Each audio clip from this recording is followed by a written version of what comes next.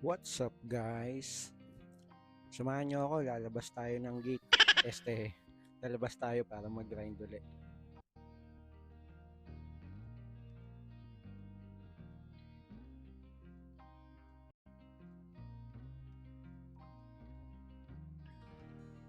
Nakakuha na nga pala tayo ng booking from Malolos to Manila for 241 pesos. Tara, puntahan na natin yung pick-up location bago pa mapuntahan ng iba. Let's went!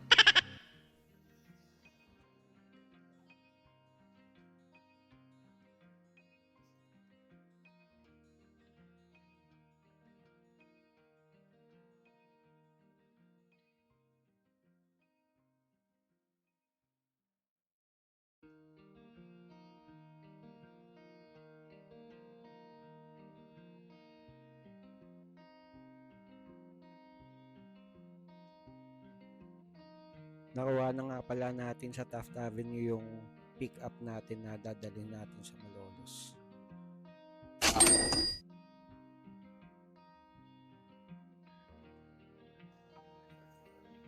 Along the way, nakakuha naman tayo ng second booking natin from Santa Mesa, Manila going to Malolos din for 342 pesos.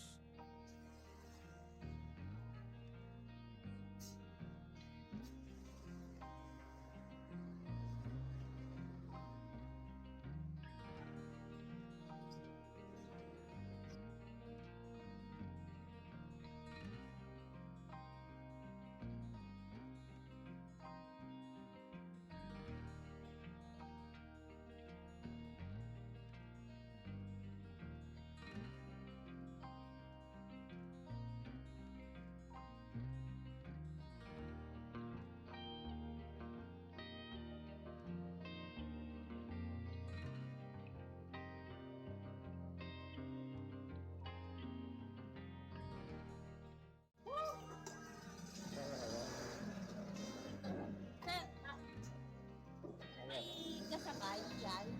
Ano to? Malolos yan. Mga anong oras mo siya ito magdadrop? Saan to din pwede ma'am? Ito. Ito lang po. Hello po. Dito po.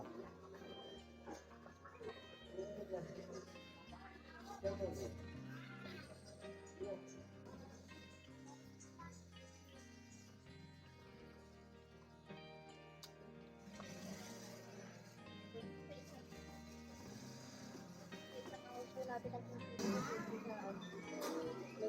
napasok na po yung tawag ko pero may kausap ko siya.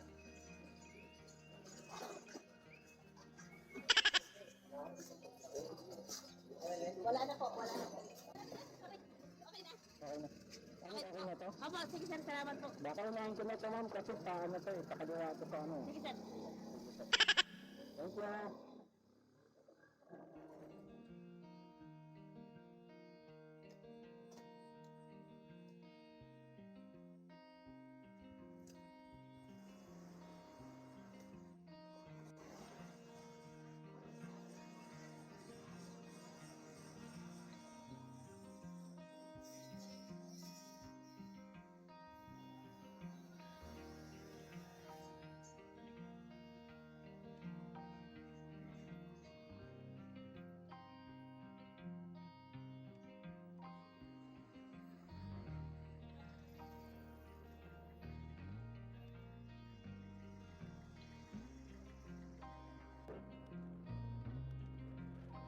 At ayun, narating na natin yung drop-off location.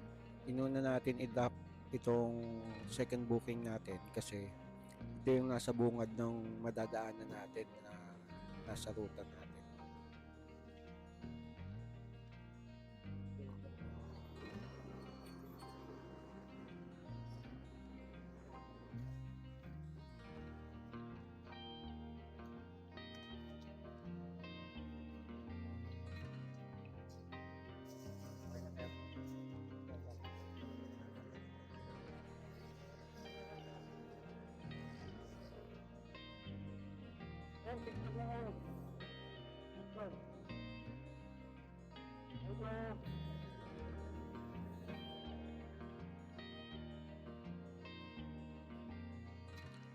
napakainit sa mga oras na yan guys.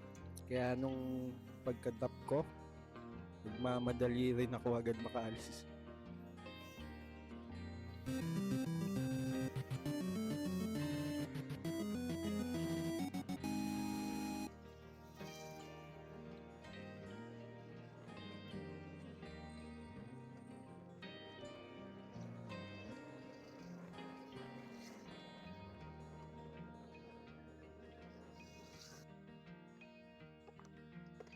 Then, eto, nirating na natin yung drop-off sa Malolos. Di bali, sumilong lang ako niyan sa counting anino ng poste ng kuryente.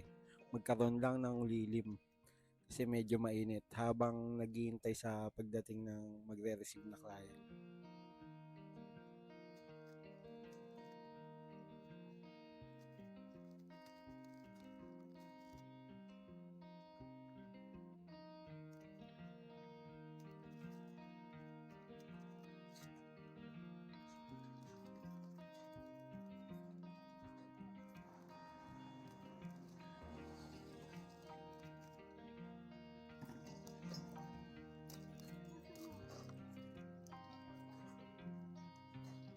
Nalunod po.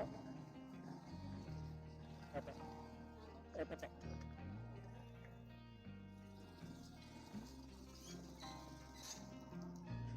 Ano na ito?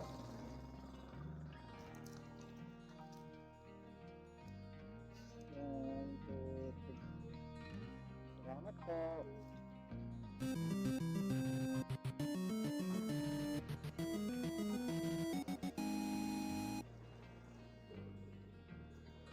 Then afterwards, habang palabas na tayo sa area na to, nakakuha naman tayo ng booking pabalik ng Manila from Plaridel going to Espanya, Manila for 239 pesos.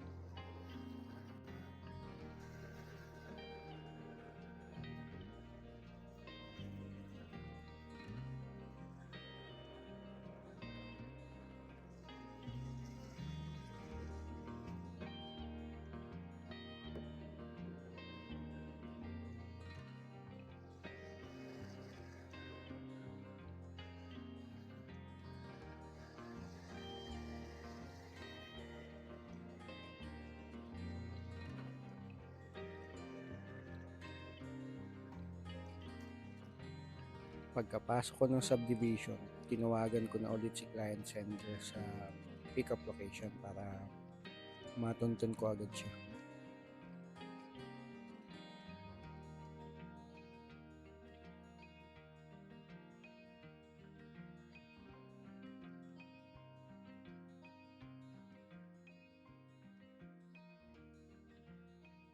Hello, sir. Sir, dito na po ako sa may dito. Ako. Pagkapasok pa lang, yung sa may mismo gate. Ako.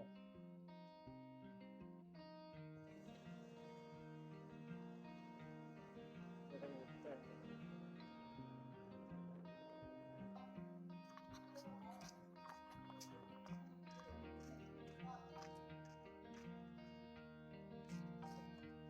Pwede ba ganito pa?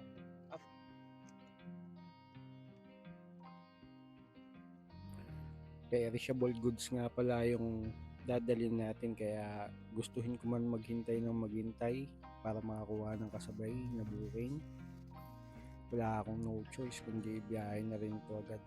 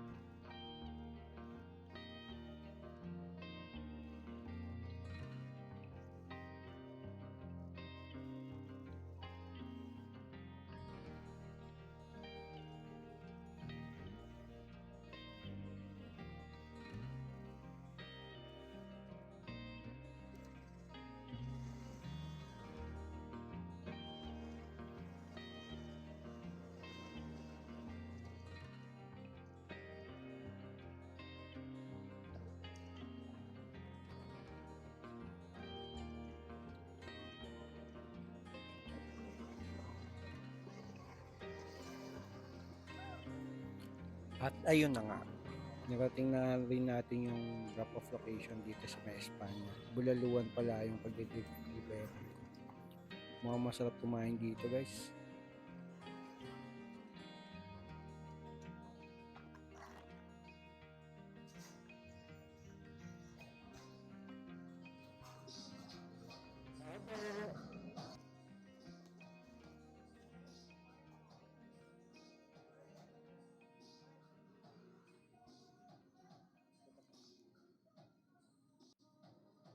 Wait lang daw, sabi ni madam. Thank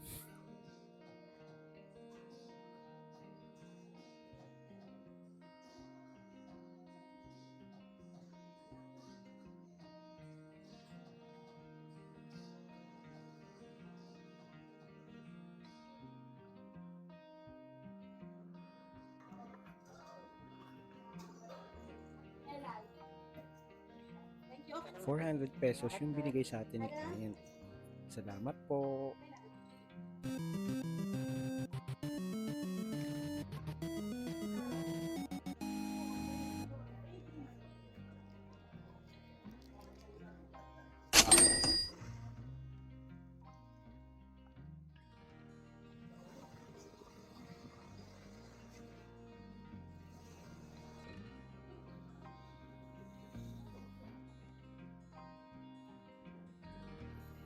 So ayun, pauwi na tayo niyan. Pawisan, hulasan, at gutom na gutom na.